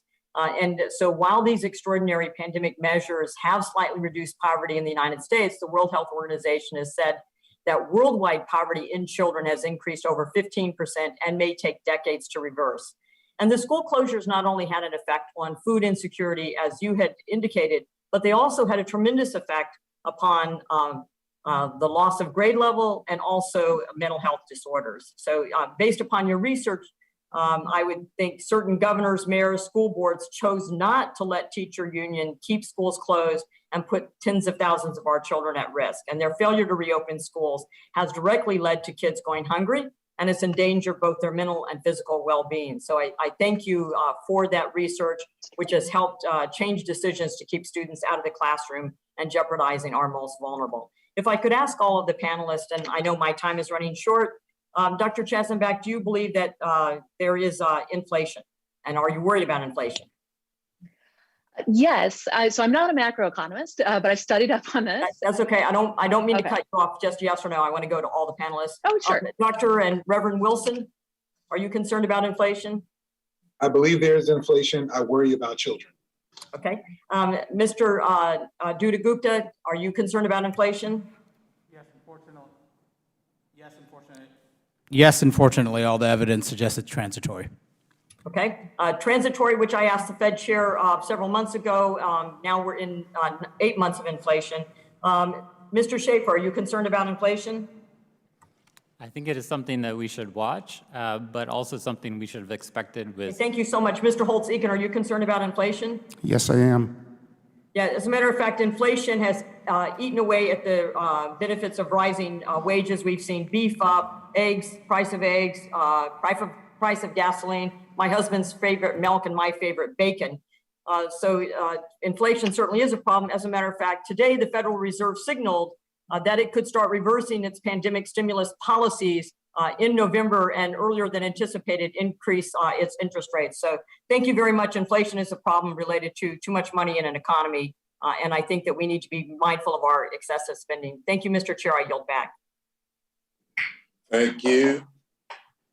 I think that that ends all the members who are present. Before I go any further, if the ranking member is there, I'll yield to him now for a closing statement. Thank you, Mr. Chairman. I want to thank our witnesses for your testimony and start off in my closing, Mr. Chairman, by once again saying at some point in time, this committee actually needs to start having hearings on the real problems we're seeing related to President Biden's botched handling of COVID-19. We sure don't have enough time or jurisdiction to handle all the other things that President Biden has botched, and there's other committees to do that. But for goodness sake, if the Select Subcommittee on Coronavirus can't start looking into some of the things that we've been calling on this committee to look into that are leading to more deaths in America. Again, 2,000 deaths a day in America right now under President Biden's watch, and still to this day, he has not even named a person to head the FDA. The FDA, which is the agency, by the way, that approved 3 different vaccines under President Trump's Operation Warp Speed. Yes, that FDA. Where is President Biden's pick for the FDA head? Why don't we have a hearing on that? Mr. Chairman, if you announced today that we're going to have a hearing next week, I would assure you by next week President Biden would pick a head of the FDA. But we don't have that hearing, and we ought to. We ought to have a hearing, Mr. Chairman, on the origins of COVID. We've been calling for this for over a year. More than 650,000 deaths in America, millions worldwide. Again, as I said in my opening statements a few hours ago, I was with the Prime Minister of Australia. The Prime Minister of Australia actually called for a hearing into the origins of COVID last year. And he did it because he said, number one, I don't know where it originated from, but I want to know. People in Australia want to know. Well, you know what people in America want to know too? Why is this administration trying to cover this up? You look at this article, and I'll ask that this be entered into the record, Mr. Chairman. This article talks about how after Australia didn't accuse any country of starting it, but said, let's investigate the origin. Which country then went after Australia, Mr. Chairman? China. China initiated a trade war with Australia after they just said, we want to find out where COVID started. What should that tell everybody? And so why don't we look into it? We shouldn't be afraid of China. We should want to know where this started so it doesn't happen again. This is something we should be having a hearing on. We talk about inflation, and maybe we could be having a hearing about all the inflation caused by all of these spending plans. Look, a family of 4 with 2 parents out of work last year made over $100,000. That was a report initiated by Republicans on the Ways and Means Committee. $100,000 of people on the Democrat side act like that was wealth creation. If you go take out a $50,000 credit card and then you max the whole thing out, you didn't create wealth. You just created $50,000 in debt. Whatever you bought with it, good for you, but you have to pay it back. It's not like you were making something. You were manufacturing things that people bought. This is money borrowed from our kids. And so when you go down the line, we just have 2 medical doctors, as Mr. Jordan was talking about, on our committee. 2 medical doctors that talked about some of the medical problems that we're seeing. I had said in my opening statement that we ought to have a hearing on President Biden going against the science, actually trying to manipulate the science. And there's evidence of it. I laid it out in my opening statement. You know, not one Democrat disputed any of it. Any of it. 2 people that are involved in vaccines at the FDA left the FDA because they're tired of the political interference by the Biden administration, and we haven't had a hearing on that. Those are the things that we should be having hearings on and getting to the bottom of and stopping. And if we stop that, maybe then the president would pick somebody to head the FDA. Maybe then the president would look at more therapeutics. Maybe he'd go find more vaccines, not just rely on the 3 that President Trump handed off to him when he walked in the door, but maybe go find more, go encourage more. Go encourage therapeutics for people that are in the hospital instead of just trying to shame people if they get COVID and say, well, it was because they weren't vaccinated. Let's encourage people to get vaccinated, but let's go find more therapeutics. We've got the greatest medical research in the world. If they don't get their way and pass H.R. 3, drug price fixing, which, by the way, would run 40% of all drugs that are on the market out of America. We wouldn't be able to get life-saving drugs like so many other countries have if they get their way. They just put that back in the bill yesterday, their great tax and spend bill that's going to create more inflation, that's going to put millions more people out of work in America. China would love this stuff. This is a gift to China. They give more jobs to China. America would have a higher tax rate than the Chinese Communist Party if President Biden and Democrats in Congress got their way. As Mr. Jordan said, this is insanity. This is the stupidest, craziest policy we've ever seen. You're already seeing a negative impact on families. Lowest income families, as Mr. Holtz-Eakin said, by the way, that are impacted the hardest. The lowest income families are the ones paying the biggest price for President Biden's inflation. And what do they want to do? They want to jack it up on steroids by borrowing trillions more, taxing trillions more, and increasing inflation even higher. And their only answer is, well, just go print and give people more money and then they're rich again. Really? People know there's no such thing as free money. They know the negative consequences of all this free money. The negative consequences is inflation. They're paying more money on everything. They go to the grocery store, they're paying more money. They go to their favorite restaurant, they're seeing about 1/3 of the tables empty, and they have to wait an hour. Why? Because the government's paying people more money not to work than to work, which costs them even more. If they want to get a new microwave for their kitchen, it's going to cost them probably 30% more, but they're going to have to wait months to get it. And God help them if they have to go fill up their gas tank, they're paying 40% or more for that because President Biden said no to American pipelines, but yes to Russian pipelines, yes to Europe, south of us, Middle Eastern countries ability to produce more oil, but no to America's ability to produce more oil, which, by the way, we do it much more efficiently. So if you're worried about carbon emissions, all this climate change, President Biden goes to the UN yesterday, doesn't talk about solving all these world problems, doesn't talk about confronting COVID and finding out the origins of it. He talks about climate change, and then his policies actually make it worse because they increase carbon emissions because he shuts down manufacturing in America and ships those jobs to China. China emits 4 or 5 times more carbon to make the same stuff, the same steel, the same other manufactured products that he's trying to ban in America, going after fossil fuels, begging OPEC to produce more oil, which, by the way, they emit more carbon to make the same oil than we make here in America. Stop beating up on America. Stop blaming America. Let's bring back America and stop borrowing from our kids. Let's get this economy open. Let's get schools back open and have hearings on all this, Mr. Chairman. With that, I yield back the balance of my time. Thank you very much, Mr. Ranking Member. I hear that Ms. Waters is on her way to the room. Has she arrived? I do not wish to close this without giving her an opportunity to ask questions. I understand she has not arrived. I want to say to my friend, the ranking member, and he is my friend, you know, I wish you were present for Mr. Peter Marks from the FDA. He met with us and answered many of his questions. And I'm sure that all of us have schedules and we find ourselves in conflict. But if the ranking member had been in attendance, you would have heard Mr. Peter Marks say there was absolutely no political interference with him and the FDA on the part of this administration. And I prefer, he said that on the oath, by the way. No, he was not on the oath. We just received that as information. Now I want to thank all the witnesses for their testimony today.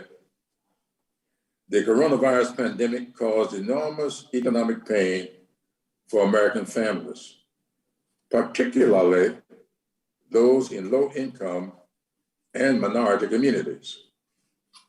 Congress and the Biden administration acted boldly to alleviate those hardships, dramatically to cut poverty, and put us on the path to recovery. Today's hearing has made clear that the American Rescue Plan's relief provisions have delivered for families and supported our economic recovery. From direct relief payments to the expanded child tax credit, the American Rescue Plan has delivered swift assistance to help working and middle-class families pay for their basic needs as we add millions of jobs. But a return to the pre-pandemic economy is not sufficient. For too long, before 2020, far too many Americans were struggling to provide for their families and get ahead economically. The American Rescue Plan was designed to combat the immediate crisis. And now, our task is to reduce the long-standing disparities that were exposed and exacerbated by the pandemic. As I have shared with the Select Subcommittee before, last year, I was criticized by the Republican minority leader of the Senate for observing that the coronavirus crisis presented, and I'm quoting myself, quote, a tremendous opportunity to restructure things to fit our vision, end of quote. And let me complete the statement. Of a more perfect union with liberty and justice for all. For the last several decades, our economic structure has denied liberty and justice for far too many Americans. Our economic structure has denied workers the same rewards as those with wealth, denied educational and economic opportunity to far too many, denied affordable health care to millions and threatens to deny a livable planet to future generations. The American Rescue Plan has shown that we have the ability to restructure things to rescue our country from the immediate crisis. As its emergency measures gradually come to an end, we are facing a choice. Will we surrender the progress the American Rescue Plan has made and accept a return to an economic structure that denied liberty and justice to far too many? Or will we take this opportunity to restructure things to fit our shared vision of liberty and justice for all? It is my firm belief that we must build a more perfect union. We must build back better. And I want to say today, and qualify this by saying in my studies of various parts of our history, I have not found it to be a fact that Alexis de Tocqueville actually said what he's given credit for having said by many people, that America is great because its people are good. And if the people of America ever cease to be good, America will cease to be great. It is now the demonstration of goodness, for name calling, and for such vitriol as we hear often in referring to other people's attempts to right the wrongs that exist in our society. But for us to maintain an element of goodness and respect for each other and for their efforts. That's what it's going to take for us to get this country back on track, not a lot of vitriol and disrespect for people. And with that, and without objection, all members will have 5 legislative days within which to submit additional written questions for other witnesses to the chair, which will be forwarded to the witnesses for their response. This meeting is adjourned.